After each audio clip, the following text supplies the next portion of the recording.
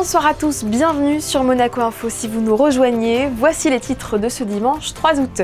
Vous avez déjà cédé à la tentation? Cette semaine était marquée par l'ouverture du nouveau salon de thé de Cédric Grolet. Entretien à suivre avec le célèbre pâtissier. Cet été, les ventes de maillots explosent à la boutique de l'AS Monaco FC, notamment depuis la signature de Paul Pogba. Une de nos équipes s'est rendue sur place à la rencontre des supporters. Petits mais redoutables, les moustiques ne sont pas qu'un désagrément. Ils peuvent aussi transmettre de graves maladies. Médecin de santé publique à la direction de l'action sanitaire, Thomas Altos sera notre second invité pour en parler. Et puis pour clôturer ce journal, nous nous rendrons du côté du Port Hercule où l'on ne s'ennuie pas. Cette année encore, vous le verrez, les animations de l'été font carton plein. Mais d'abord, quelques mots de sport avec pour commencer de la Formule 1. Et malheureusement, malgré sa pole position hier, Charles Leclerc n'a pas atteint le podium du Grand Prix de Hongrie cet après-midi. Le pilote monégasque a fini 4e de cette course, remportée par Lando Norris devant Oscar Piastri. C'est un 4e doublé consécutif pour les McLaren. Désormais, 9 points seulement séparent les deux coéquipiers en tête du classement des pilotes. C'est Russell qui a décroché la 3e place. Et vous l'avez suivi en direct sur notre antenne à partir de 14h. Le match opposant l'Ajax Amsterdam à l'AS Monaco aux Pays-Bas s'est soldé par un nul de partout. Les Néerlandais ont ouvert le score avant que Mika Biret n'égalise à la 34e minute. Le deuxième but côté monégasque a été inscrit par Minamino. Avec ce score, les Rouges et Blancs restent invaincus en préparation. La dernière rencontre amicale est prévue vendredi prochain face à l'Inter Milan. C'était l'événement mercredi. Cédric Grolet a inauguré sa toute nouvelle adresse à Monaco. Le chef pâtissier star des réseaux sociaux a choisi la SBM et en particulier l'hôtel de Paris où il devient le chef exécutif pour s'implanter en principauté. Théo Schumer l'a rencontré dans le patio du Palace monégasque. Bonsoir Cédric Grolet. Bonsoir Théo. Merci de nous recevoir dans votre nouveau chez vous, au Cédric Grolet Monte-Carlo, en plein cœur de l'hôtel de Paris.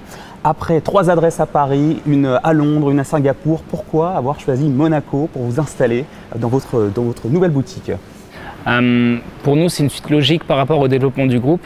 Dans les grandes villes où on se trouve aujourd'hui, Monaco, c'était vraiment une suite logique et surtout une fierté d'arriver ici. D'arriver à Monaco, c'est un cadeau de la vie et surtout on est extrêmement bien reçu ici avec un environnement comme celui-ci, c'est incroyable. Comment s'est noué ce partenariat avec la Société des Bains de Mer et pourquoi cette prestigieuse institution monégasque précisément? En fait, c'est relativement très simple. Avec Alain Ducasse, je travaille avec lui depuis une dizaine d'années et suite à cet échange qu'on a au Meurice, tous les deux, il m'a dit la suite logique c'est que tu viennes me rejoindre à l'hôtel de Paris et est-ce que tu es intéressé? Mais il me l'a demandé tellement simplement que j'y croyais même pas. Et en fin de compte, on est venu rencontrer la SBM, on est venu rencontrer les personnes qui travaillent à l'hôtel de Paris. Et en fait, on a construit ce projet-là sur 2 ans. Qu'est-ce qu'on allait faire, qu'est-ce qu'on allait proposer et comment on allait le faire et quand. Et en fait, de fur et à mesure, on a trouvé et réussi à trouver une carte vraiment sur mesure. Et alors, donc, vous êtes connu principalement, surtout pour vos préparations, vos créations en trompe-l'œil. On en voit une en tout cas ici. Quelles seront celles qui seront proposées dans votre boutique ici à Monte-Carlo? Parmi toutes celles qui seront proposées, donc on voit des croissants. Est-ce qu'il y aura des spécialités principalement conçues pour le public monégasque avec cette inspiration de la Riviera? Alors, bien entendu, je vous ai mis le citron à côté de menton. J'étais obligé de travailler un citron en trompe-l'œil autour du menton. Et on a mis un petit peps à l'intérieur avec du citron de caviar pour lui donner un peu plus de vivacité. Ensuite, on a mélangé le côté de Cédric Grolet Opéra avec la viennoiserie. Les clients aiment énormément les viennoiseries. Et ensuite, tout ce qui est pochage, donc ce qui est fleurs, le fraisier. J'ai discuté avec Monseigneur et en fait, il m'a parlé comme quoi qu'il aimait énormément la pâte d'amande. Mon premier gâteau que j'ai fait il y a une vingtaine d'années, c'est un fraisier avec de la pâte d'amande. Donc j'avais envie de mettre de la pâte d'amande avec des fraises et de la vanille. Cédric Grolet, votre devise, c'est le beau fait venir, le bon fait revenir. Comment vous avez repensé cette philosophie pour Monaco où on sait que l'esthétique est véritablement reine et primordiale? En fait, ce qui est important pour moi, c'est de donner une envie de se déplacer et de faire comprendre nos pâtisseries. Et en fait, une fois qu'on a vu nos pâtisseries, on a envie de se déplacer et de les comprendre. Donc on les mange, on les regarde, on les mange. Et j'ai beaucoup de clients qui me disent souvent j'arrive plus à m'en passer et je reviens régulièrement manger vos gâteaux parce qu'elles sont belles mais aussi elles sont très bonnes. Et en fait c'est très important pour moi et mes équipes de construire quelque chose qui est physiquement, qui donne envie de se déplacer et de revenir. Donc le beau, et le bon fait revenir. Et il faut dire que vous travaillez aussi beaucoup avec des produits de saison, locaux. Vous attachez à proposer des préparations qui soient moins sucrées, à revenir à quelque chose de plus noble. Oui. En fait, je viens d'Auvergne et ma famille m'a éduqué avec des choses relativement très simples qui proviennent de la nature. Et quand j'ai commencé à construire mon univers autour de la pâtisserie, à 25 ans, je suis passé chef de l'hôtel de Meurice. Et je me suis dit, qu'est-ce que je peux faire pour que ça soit vraiment ma personnalité ? Et en fait, l'Auvergne nous propose beaucoup de fruits, beaucoup de choses qui reviennent de la nature. Et donc j'ai commencé à créer les fruits en trompe-l'œil. J'ai commencé la cerise en premier temps. La cerise a disparu de la carte via la nature. Et je me suis dit, mais qu'est-ce que je vais faire ? Donc il y a d'autres fruits qui sont arrivés ensuite. En fin de compte, j'ai créé une 50aine de fruits différents. Et surtout, ce qui est incroyable avec les fruits, vous avez la possibilité de les assaisonner avec ce que vous voulez. Donc en fait, chaque année, on repousse et on réorganise le fruit, ce qui permet d'avoir des nouvelles saveurs et des nouvelles associations. Après le concept des fruits, il y a les fleurs qui sont arrivées. Ma maman, elle me disait toujours, Cédric, si tu veux conquérir le monde, les choses qui sont importantes de la vie, c'est de dire bonjour, merci, au revoir. Et si tu as envie de faire plaisir avec quelque chose de très simple, c'est d'offrir une fleur, ce qui te permettra d'avoir un sens de la vie relativement très simple. Et c'est pour ça que j'ai commencé à pocher les gâteaux il y a 5 ans quand on a ouvert Opéra.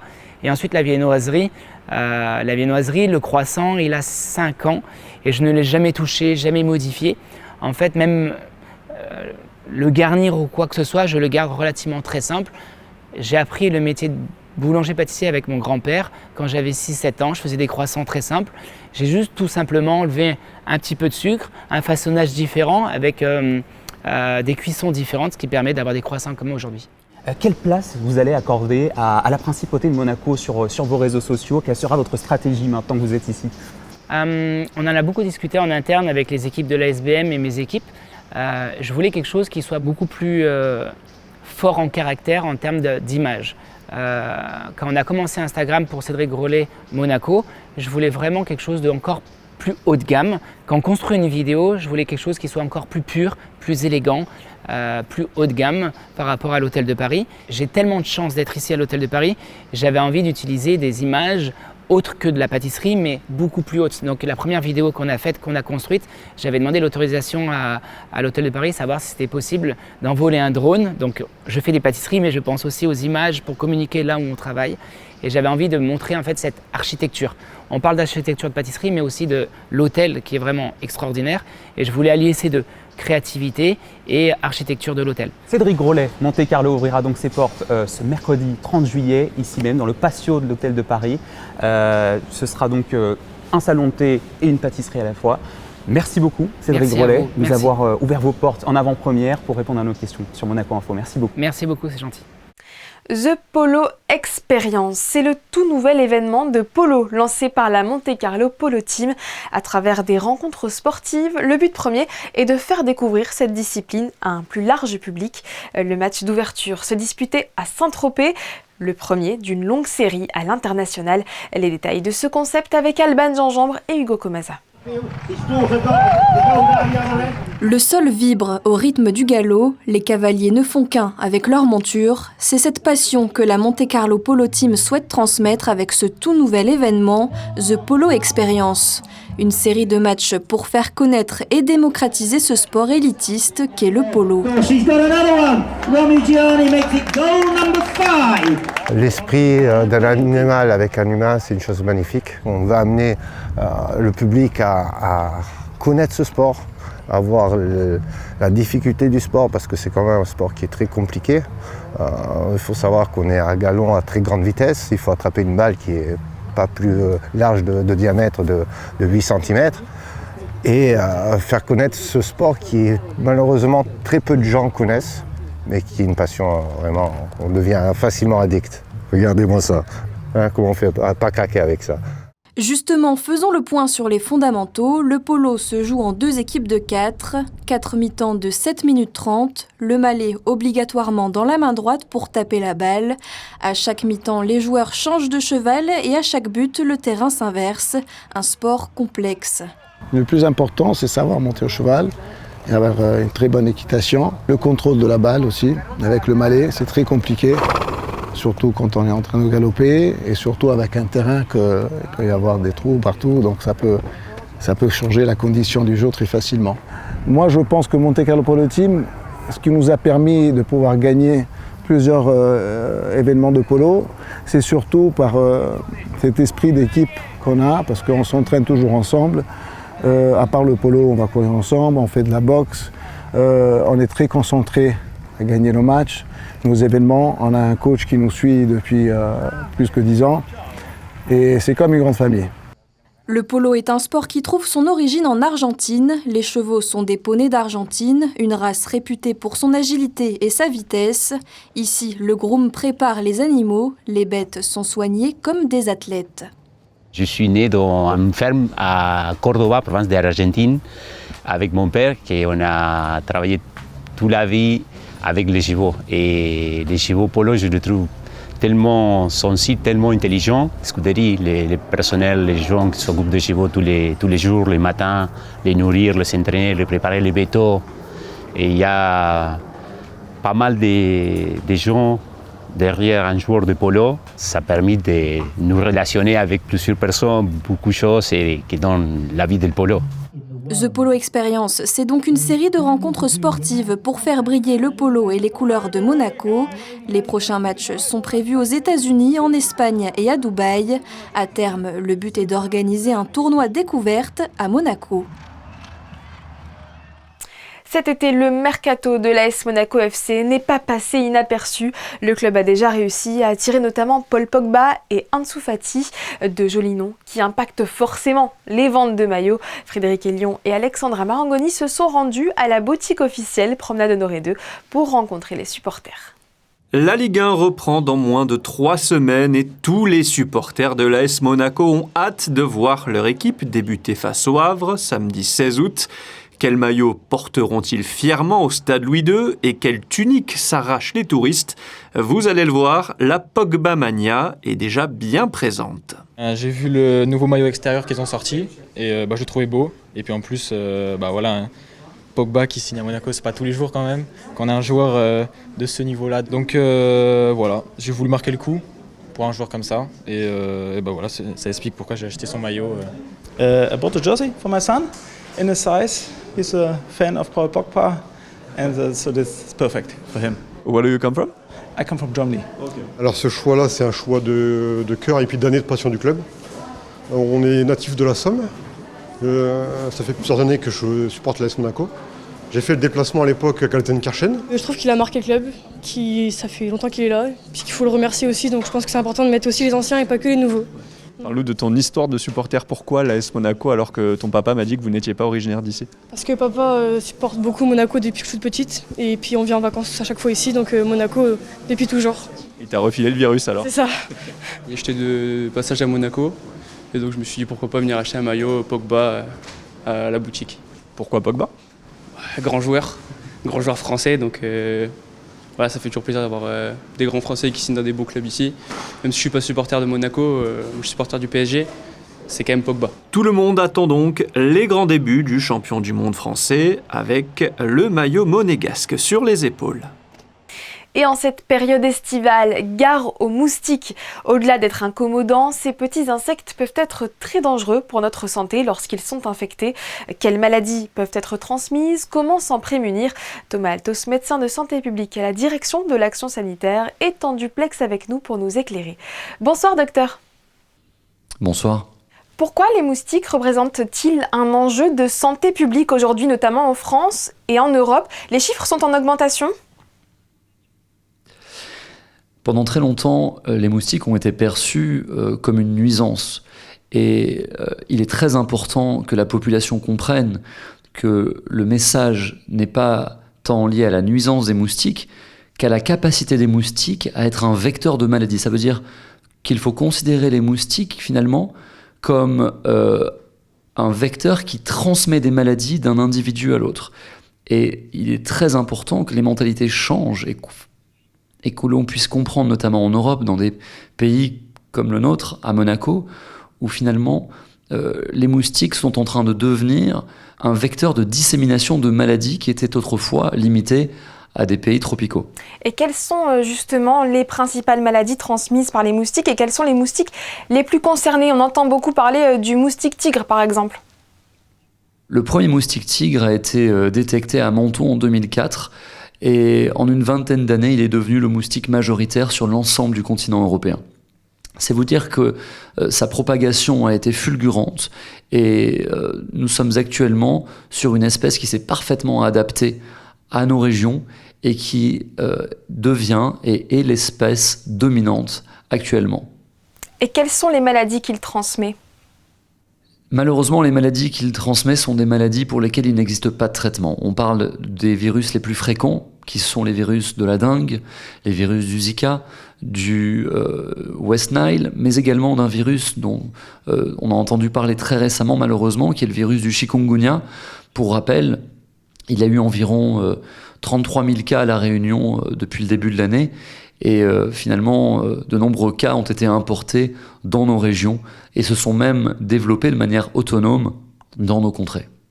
S'il n'y a pas de traitement, qu'est-ce qu'on peut faire alors si on est piqué et infecté ? Une fois que vous êtes piqué par le moustique et contaminé, la seule chose à faire, c'est de consulter un médecin, notamment lorsque les symptômes deviennent sévères et graves.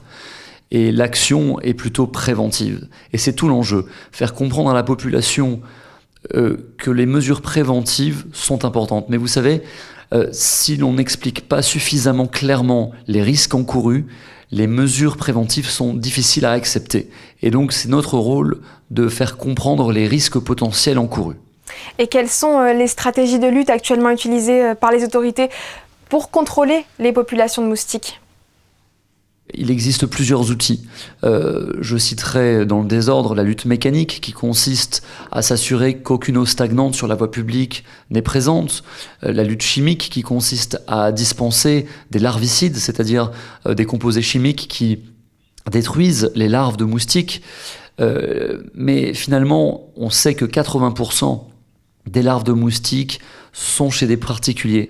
Cela signifie que c'est par un changement de comportement de la population, notamment en étant très vigilant sur les eaux stagnantes à domicile. Toute coupelle sur des terrasses et des balcons représente des gîtes pour les larves et donc un facteur extrêmement significatif de la propagation des moustiques. Donc éviter l'eau stagnante, c'est la principale action que chacun peut faire chez soi. Il y en a d'autres ? L'utilisation de répulsifs, le port de vêtements longs. Il existe d'autres moyens comme la communication. Nous faisons énormément d'interventions auprès des syndics d'immeubles pour informer chacun des résidents des gestes barrières à adopter pour éviter les piqûres de moustiques. Et là encore, j'insiste, derrière la nuisance simple des moustiques, il y a surtout la protection contre des maladies qui pourraient être transmises par ces moustiques.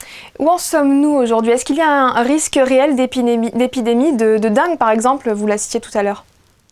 Le risque épidémique n'a jamais été aussi élevé, en particulier dans le sud-est de la France. Les chiffres sont là, les données sont présentes. Des virus autrefois présents dans des zones tropicales sont présents et sont capables d'être transmis sans même être importés dans nos régions. Et c'est la raison pour laquelle nous mettons en place autant d'interventions. Je souhaiterais citer également une intervention de surveillance, de sentinelle, qui est mise en place en principauté en lien avec de nombreux acteurs de la principauté. Je pense à la direction de l'environnement, je pense à la direction des services numériques, je pense évidemment à la direction de l'action sanitaire à laquelle j'appartiens, où nous mettons en place réellement des moyens de surveillance chaque semaine sur la population de moustiques afin de nous assurer qu'ils ne sont pas porteurs de virus. Nous surveillons également les eaux usées et cette surveillance environnementale avec des tableaux de mort numériques qui nous permettent en temps réel de suivre la situation constitue un des outils qui enrichissent notre arsenal de prévention et de lutte contre les moustiques et les maladies dont ils sont porteurs. Voilà ce qui peut peut-être nous rassurer, mais restons vigilants. Merci beaucoup, Dr Altos, pour avoir partagé votre expertise sur notre antenne et pour toutes vos recommandations. Un grand merci à vous. Boire ou conduire, il faut choisir. Et pour rentrer chez eux en toute sécurité, les fêtards en état d'ébriété peuvent compter sur les navettes gratuites de BeSafe. L'association portée par Camille Gottlieb met les bouchées doubles en juillet et en août pour éviter les accidents fatals. Immersion avec Émilie Rousseau et Hugo Comasa.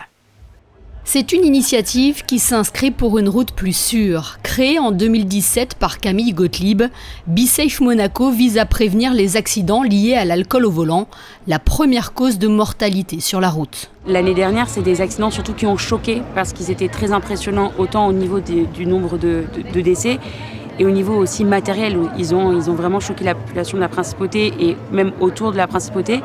Et c'est pour ça que ça renforce aussi le message de BeSafe en disant que vraiment l'alcool au volant, ça n'épargne personne. Et il faut prendre ces dispositions soit avant, soit si les dispositions n'ont pas été prises, que BeSafe Monaco est là pour ça justement pour gérer l'après-consommation d'alcool. Pour éviter que des personnes prennent la voiture après une soirée un peu trop arrosée, 2 navettes ont été mises en place, l'une affectée à Monaco, l'autre aux communes limitrophes.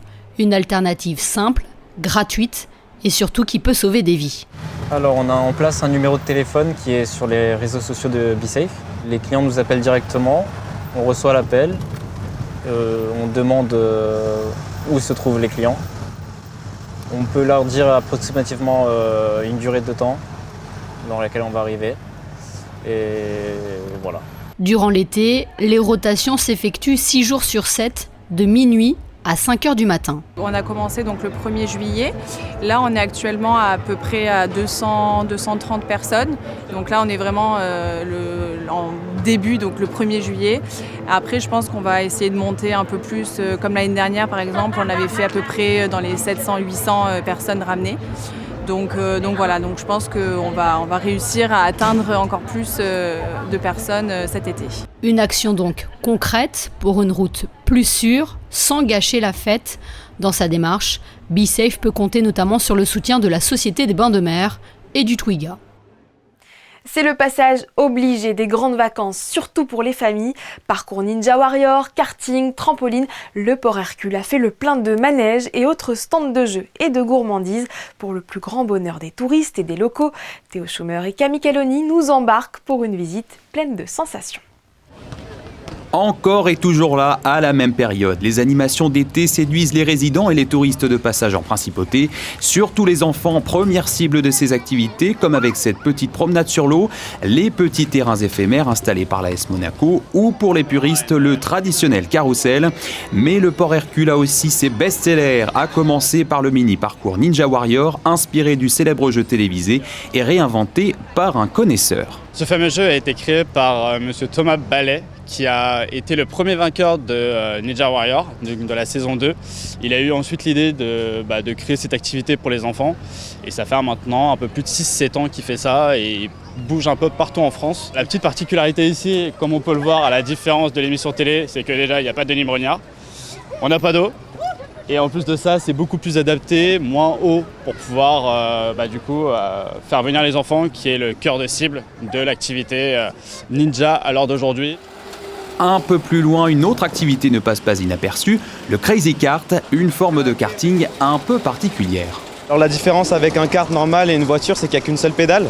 Donc pour accélérer, donc pour freiner, il faut la relâcher entièrement. Donc ça, c'est un peu technique, des fois ils ont un peu de mal, ils se rentrent dedans, mais bon voilà. Et puis bien sûr le levier du coup pour activer la dérive. Et souvent ils l'utilisent pas, mais voilà, ils s'amusent bien en tout cas. Ça c'est le moins que l'on puisse dire. À la fin de la session, tout le monde a le sourire aux lèvres. Alors c'était comment ? Très bien, c'est rigolo, ça va vite, c'est bien. Dans les virages, t'as peur de foncer dans les trucs, t'as peur de tomber en arrière. On avait un peu peur de se faire prendre par les gens, mais ça va. J'ai bien aimé, je me suis bloquée un moment, mais c'était trop cool. Et pour ceux qui sont juste de passage sur le Port Hercule pour boire un verre ou manger un morceau, il y a également du choix comme sous ce chalet. Des hot dogs, des panini, des frites, avec des boissons fraîches et des smoothies et aussi des glaces. Et il y a une nouveauté cette année ? Oui, cette année on a la bière de Monaco, donc une spécialité de Monaco. Pour s'amuser ou juste pour se changer les idées, les activités du Port Hercule vous accueillent de 16h à 22h30 jusqu'au 24 août inclus en accès libre. Des animations spéciales sont également au programme comme la soirée feu d'artifice du 9 août. Bref, aucune raison de s'ennuyer cet été en Principauté. C'est sur cette ambiance chaleureuse et conviviale que s'achève cette édition. Dans un court instant, les prévisions météo de Marie Bonnet-Blanc. C'est Émilie Rousseau que vous retrouvez à la présentation de votre 19h demain. D'ici là, passez une très belle soirée sur Monaco Info.